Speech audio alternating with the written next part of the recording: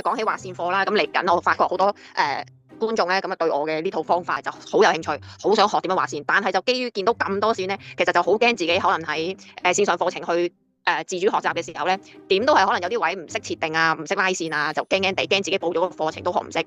雖然我都話我會，即係隨時我都會呢一度係啦，點樣畫出嚟咧？呢啲線即係中間呢一個框啦，同埋0.5呢啲咧，其實係報咗我課程嘅學生咧都會畫得出嘅。即使可能開頭都未熟悉咧，咁即係我都會提一提點啦。咁啊呢一個位的而且確係一個低位嚟嘅。跟住咁啊升咗去，哇！升到頭先剛剛就200點噶啦，直頭係200點嘅升勢啊，好誇張嘅。跟住咧，咁再講翻對上個波段先，對上個波段咧就係到咗我嘅比例線啦。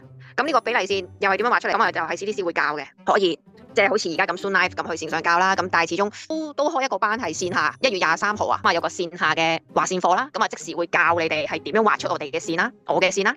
跟住再同你哋設定埋晒啲即係 Trading View 上面嘅基本設定啦，即係 download 啊、開戶啊，或者係一啲點樣做交易啊、一啲應用啊、點樣畫出嚟啊，咁係即時係我個人喺度係教埋你嘅。咁有興趣嘅話咧，就快啲填我 IG 下邊嘅報課申請表度報啦。所以其實學到我呢個線嘅時候咧，你未必需要一定要好似我咁樣打1分鐘去做短炒嘅直播，即係我要直播我先做到咁短線嘅啫。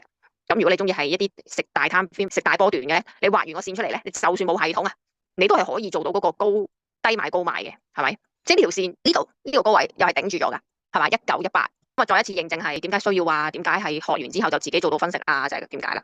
跟住再到2小時圖啦，咁2小時圖